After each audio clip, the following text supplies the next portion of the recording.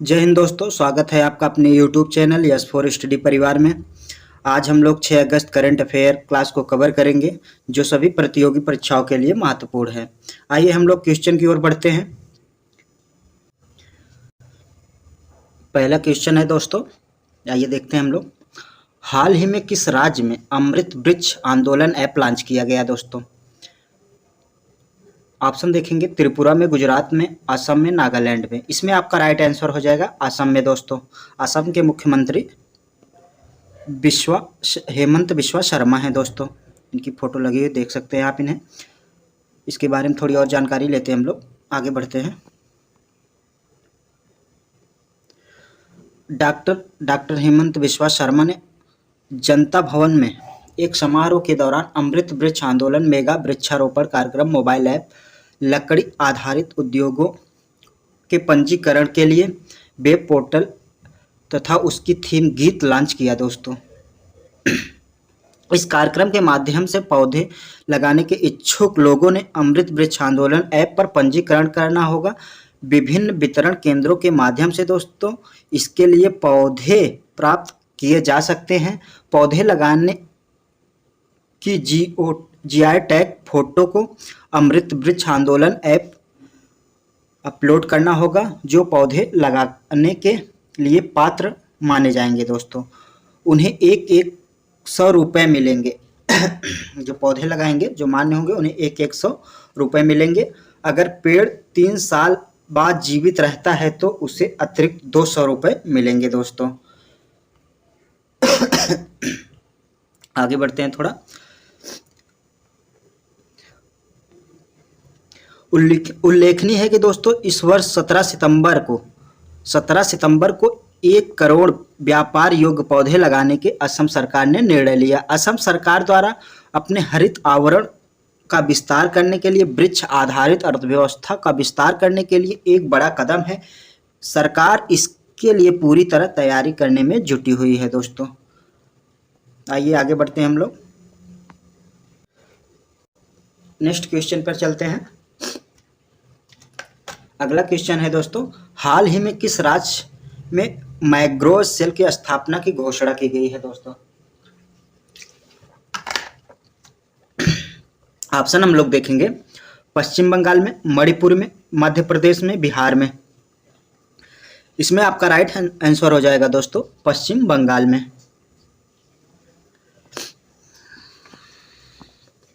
पश्चिम बंगाल में दोस्तों जो भारत में लगभग 40% मैंग्रोव वनों को घर है। मैंग्रोव पारिस्थितिक तंत्र के संरक्षण के लिए अंतर्राष्ट्रीय दिवस के अवसर पर राज्य में मैंग्रोव सेल की स्थापना की घोषणा की है दोस्तों। पश्चिम बंगाल वन विभाग द्वारा दोस्तों 2020 से 21 तक लगभग 10,398 एकड़ क्षेत्र में 15.56 करोड़ मैंग्रोव पौधे लगाए गए दोस्तों। ये कब लगाए गए? 2020 से 21 तक। यह पश्चिम बंगाल की मुख्यमंत्री ममता बनर्जी ने वर्ष 2020 के बड़े पैमाने पर मैंग्रोव वृक्षारोपण की घोषणा की थी दोस्तों। कौन किया था? पश्चिम बंगाल के मुख्यमंत्री ममता बनर्जी ने 2020 में। आगे बढ़ते हैं हम लोग।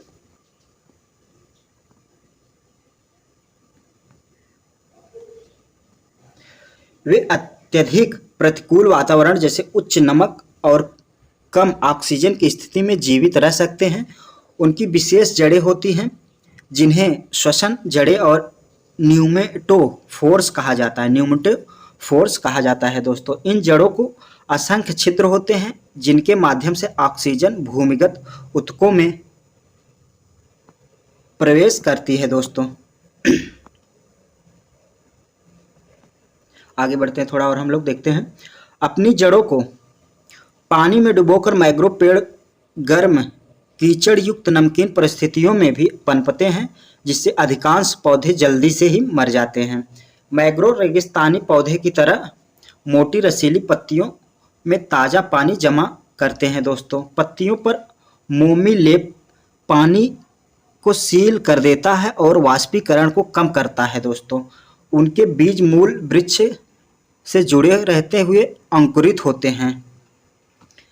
एक बार अंकुरित होने के बाद दोस्तों अंकुर एक प्रवर्धन और विकसित हो जाता है। परिपक्व प्रजनन फिर पानी में गिर जाता है दोस्तों, एक अलग स्थान पर ले जाया जाता है, अंततः एक ठोस जमीन की जड़ें जमा लेता है दोस्तों। हम लोग आगे बढ़ते हैं अगले क्वेश्चन की ओर। अगला क्वेश्चन है जो देखते हैं, हाल ही में किस राज्य में आदि पेरक्कू सांस्कृतिक उत्सव मनाया गया दोस्तों? कौन सा सांस्कृतिक उत्सव है? आदि पेरक्कू। ऑप्शन हम लोग देखेंगे, कर्नाटक में, तमिलनाडु में, सिक्किम में, केरल में। इसमें आपका राइट आंसर हो जाएगा दोस्तों तमिलनाडु में। तमिलनाडु राज्य ने आदि पेरक्कू सांस्कृतिक उत्सव हाल ही में मनाया दोस्तों।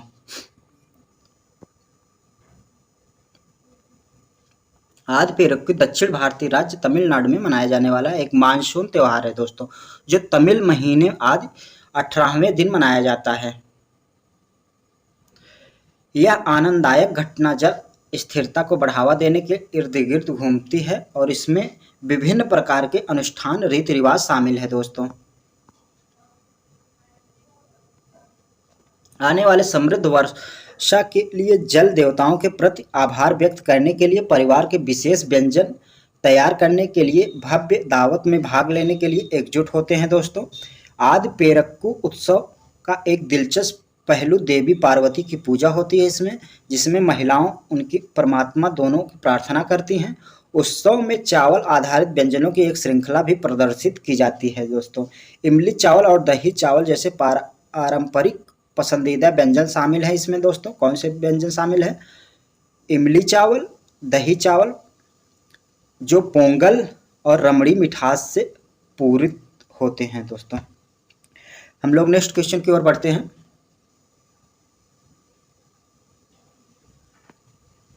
जो अगला क्वेश्चन है दोस्तों, हम लोग देख रहे हैं, हाल ही में किस राज्य सरकार ने संयुक्त राज्य जनसंख्या को सहयोग के लिए जस्ट आस्क नामक एआई संचालित चैटबॉट लॉन्च किया दोस्तों? ऑप्शन हम लोग देखेंगे, उत्तर प्रदेश ने, अरुणाचल प्रदेश ने, राजस्थान ने, मध्य प्रदेश ने। इसमें आपका राइट आंसर हो जाएगा दोस्तों मध्य प्रदेश ने।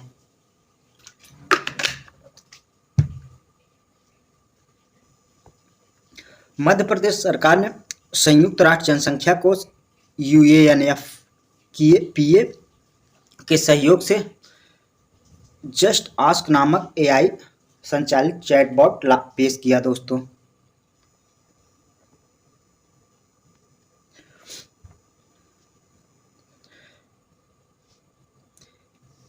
इस पहल की प्राथमिक लक्ष्य किशोरों और युवा वयस्कों को लक्षित करते हुए सामाजिक मुद्दे, यौन और प्रजनन, स्वास्थ्य और अधिकारों से संबंधित सटीक, आसानी से सुलभ जानकारी प्रदान करना है दोस्तों। आगे बढ़ते हैं नेक्स्ट क्वेश्चन की ओर। अगला क्वेश्चन है जो दोस्तों, आयरलैंड दौरे के लिए किस भारतीय क्रिकेटर को T20 कप्तान बनाया गया दोस्तों? फोटो लगी है इसमें, आप देख सकते हैं कौन है ये। आगे ऑप्शन देख लेते हैं, हार्दिक पांड्या हैं, जसप्रीत बुमराह हैं, KL राहुल है, अजिंक्य रहाणे। ये हैं जसप्रीत बुमराह दोस्तों। जसप्रीत बुमराह को आयरलैंड दौरे के लिए T20 कप्तान बनाया गया है दोस्तों। 3 मैचों की इस T20 सीरीज के लिए भारतीय टीम कप्तानी जसप्रीत बुमराह करते हुए नजर आएंगे दोस्तों, जो लंबे समय से अपनी बैक इंजरी की पूरी तरह ठीक होगी। अभी दोस्तों बहुत दिन से बैक इंजरी से जूझ रहे थे, जो अभी ठीक हो गए हैं। इन्हें आयरलैंड के खिलाफ T20 मैच में इन्हें कप्तान बना दिया गया है, जो यहाँ से वापसी करेंगे। आगे बढ़ते हैं हम लोग, देखते हैं। अब हम लोग दोस्तों वन लाइनर क्वेश्चन को देख लेते हैं, जो राष्ट्रीय अंतर्राष्ट्रीय प्रौद्योगिकी आज से लिया गया है दोस्तों। आइए देखते हैं, हम बढ़ते हैं आगे। भारत में आयुष चिकित्सा उपचार के लिए आने वाले विदेशी नागरिकों के लिए सरकार द्वारा आयुष वीजा की शुरुआत की गई दोस्तों। आयुष वीजा की शुरुआत, जो चिकित्सा उपचार के लिए आने वाले विदेशी नागरिक के लिए आयुष वीजा की शुरुआत की गई है। इसमें भारतीय चिकित्सा देखभाल, कल्याण और योग जैसे चिकित्सा उपचार के लिए आने वाले विदेशी नागरिकों के लिए गृह मंत्रालय द्वारा आयुष वीजा की श्रेणी शुरू की गई है दोस्तों। ये किसके द्वारा शुरू की गई आयुष वीजा? क्वेश्चन बनता है, आयुष वीजा किस मंत्रालय द्वारा या किसके द्वारा शुरू की गई है? तो इसमें आपका राइट है, गृह मंत्रालय द्वारा आयुष वीजा श्रेणी शुरू की गई है दोस्तों। आगे बढ़ते हैं हम लोग, देखते हैं।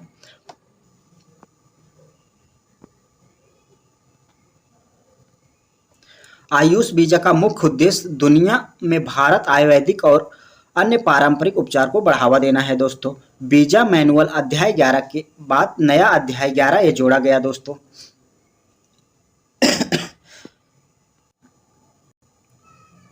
यह भारत मेडिकल वैल्यू ट्रेवल्स को बढ़ाने की दिशा में एक महत्वपूर्ण कदम है दोस्तों। आयुष वीजा की घोषणा पीएम नरेंद्र मोदी ने 2022 में सरकार की हील इन इंडिया पहल के रेट मैप के हिस्से के रूप में की थी।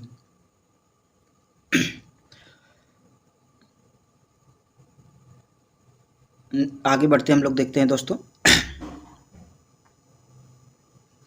आयुष मंत्रालय स्वास्थ्य परिवार कल्याण मंत्रालय भारत को चिकित्सा पर्यटन स्थल के रूप में बढ़ावा देने के लिए one stop health India portal विकसित कर रहे हैं दोस्तों। आयुर्वेद और चिकित्सा के अन्य पारंपरिक प्रणालियों को मेडिकल वैल्यू ट्रेवल को बढ़ावा देने के लिए पर्यटन मंत्रालय, भारत पर्यटन विकास निगम आईटीडीसी के बीच समझौता ज्ञापन एएमओ पर हस्ताक्षर किए गए हैं दोस्तों।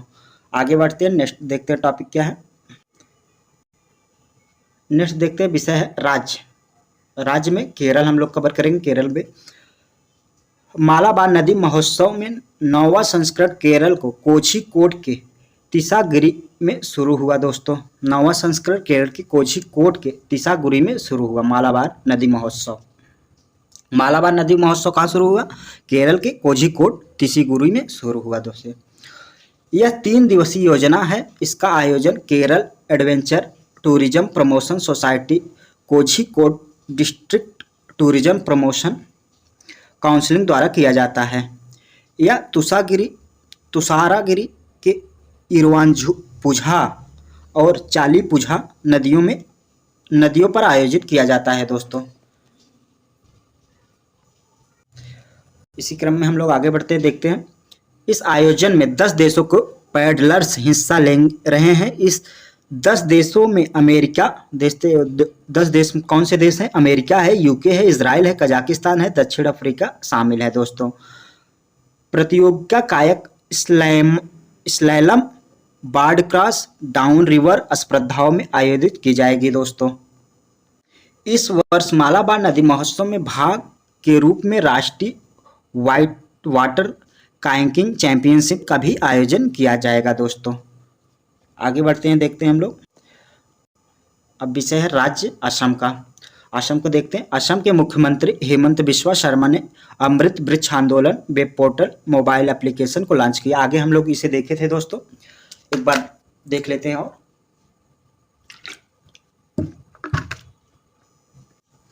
अमृत वृक्ष आंदोलन web portal mobile application one एवं पर्यावरण वृक्ष विभाग का है दोस्तों। असम के मुख्यमंत्री ने लकड़ी आधारित उद्योग पंजीकरण वेब पोर्टल को लॉन्च किया है दोस्तों। अमृत वृक्ष आंदोलन की पहल, जिसका उद्देश्य 17 सितंबर 2023 के व्यक्तियों के द्वारा राज्य भर में 1 करोड़ 10 मिलियन व्यावसायिक रूप में व्यवहार्य पौधे लगाना है दोस्तों। 17 सितंबर 2023 को राज्य सरकार भर महिला की सहायता समूह के लगभग 40 लाख सदस्य व्यावसायिक रूप से व्यवहार्य 2 पौधे लगाएंगे। इस तरह कुल 80 लाख पौधे लगाए जाएंगे दोस्तों। जीवन के विभिन्न क्षेत्रों से जुड़े लोगों को, जैसे आंगनवाड़ी कार्यकर्ताओं, चाय बागान कार्यकर्ताओं, सरकारी अधिकारी से 20 लाख या अधिक लगाएंगे। अगला विषय हम लोग देख लेते हैं, जो विज्ञान और प्रौद्योगिकी से है। विज्ञान और प्रौद्योगिकी से क्या है, देखते हैं। भारत के पास 5 वर्षों में अपना ध्रुवीय अनुसंधान पोत पीआरवी होगा दोस्तों।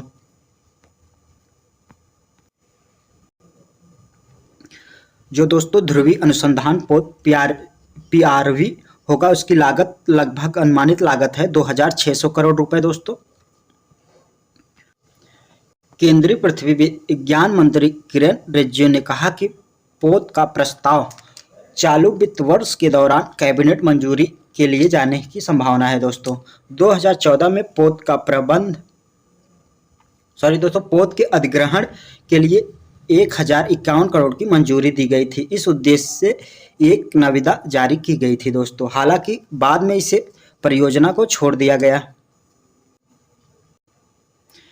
केंद्रीय पृथ्वी विज्ञान मंत्री ने कहा कि सरकार अन्य देशों की बात पर, जिनके पास ऐसे पोत बनाने की विशेषज्ञता है, वर्तमान में भारत के पास ध्रुवीय क्षेत्र के अनुसंधान बेस स्टेशन है दोस्तों। मैत्री और भारतीय अंटार्कटिका में 2 अनुसंधान केंद्र हैं। भारतीय Antarctica station Himadri Norway Spitsbergen द्वीप के एनवाई एल्यूसिड में स्थित है दोस्तों। आगे बढ़ते हैं, देखते हैं। एक ध्रुवीय अनुसंधान पोत 11वीं ध्रुवीय क्षेत्र के अनुसंधान और रसद कार्य करता है। यह वैज्ञानिकों के लिए समुद्र क्षेत्र के अनुसंधान करने के लिए एक अनुसंधान मंच के रूप में कार्य करता है दोस्तों। आगे बढ़ते हैं, देखते क्या है। अगला विषय जो है सरकारी योजना पहल पर है दोस्तों। देखते हैं। शिक्षा मंत्री धर्मेंद्र प्रधान और विदेश मंत्री डॉक्टर जयशंकर द्वारा study in India portal launch किया गया दोस्तों, जो 3 अगस्त को नई दिल्ली के अंतर्राष्ट्रीय छात्रों के लिए पोर्टल को लॉन्च किया गया है दोस्तों। यह पोर्टल एक वन स्टॉप प्लेटफॉर्म है जो विदेशी छात्रों के लिए भारत की शिक्षा प्राप्त करना आसान बना देगा दोस्तों। पोर्टल पर भारत के उच्च शिक्षा संस्थानों के बारे में व्यापक जानकारी उपलब्ध होगी। पोर्टल छात्र पंजीकरण का वीजा आवेदन प्रक्रिया के लिए एक एकीकृत वन स्टॉप समाधान भी प्रदान करेगा दोस्तों। राष्ट्रीय शिक्षा नीति द्वारा निर्देशित study in India portal Bharat को एक पसंदीदा शिक्षा गंतव्य बनाने में सरकार प्रतिबद्धता को दर्शाता है। आगे देखते हैं दोस्तों। पोर्टल स्नातक, यूजी, स्नातकोत्तर, पीजी और डॉक्टरेट स्तर के कार्यक्रमों के साथ साथ भारतीय ज्ञान प्रणालियों को योग, आयुर्वेद, शास्त्रीय कला आदि पाठ्यक्रमों को कवर करने के लिए शैक्षणिक कार्यक्रमों की जानकारी प्रदान करेगा दोस्तों। स्टडी इन इंडिया प्रोग्राम उन शैक्षणिक संस्थानों के साथ साझेदारी करेगा जो निम्नलिखित मानदंडों के एक को पूरा करते हैं दोस्तों। आगे बढ़ते हैं। अगला देखते हैं।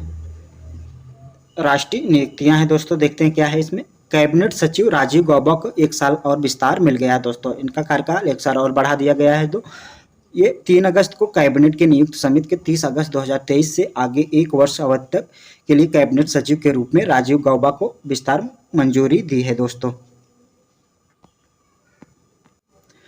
श्री गौबा इस पद पर तीसरी बार विस्तार दिया गया है। नियमित समिति ने AIAS DCRB नियम 1958 और मौलिक नियमों के नियम 56D की छूट देते हुए श्री गौबा की नियुक्ति बढ़ाई है दोस्तों। इनके बारे में थोड़ा और जानकारी लेते हैं। ये झारखंड कैडर के 1982 बैच के IAS अधिकारी हैं। वह पहले केंद्रीय गृह सचिव के रूप में कार्य कर चुके हैं दोस्तों। इनसे पहले BD पांडे ने 2 नवंबर 1972 से 31 मार्च 1977 तक सबसे लंबे समय तक कैबिनेट सचिव रहे हैं दोस्तों। 2019 में गौबा के 2 साल की अवधि के लिए कैबिनेट सचिव के रूप में नियुक्त किया गया था। इन्हें 2 बार विस्तार मिला, पहले 2021 में और फिर अगस्त 2022 में। आगे बढ़ते हैं, देखते हैं हम लोग। कैबिनेट सचिव भारत सरकार के शीर्ष कार्यकारी अधिकारी और सबसे वरिष्ठ सिविल सेवक होते हैं। कैबिनेट सचिव सिविल सेवा बोर्ड, भारतीय प्रशासनिक सेवा IAS और सरकार नियमों के तहत सभी सिविल सेवाओं का पदेन प्रमुख होता है दोस्तों। आज की क्लास में बस इतना ही। मिलते हैं हम लोग नेक्स्ट वीडियो में। धन्यवाद।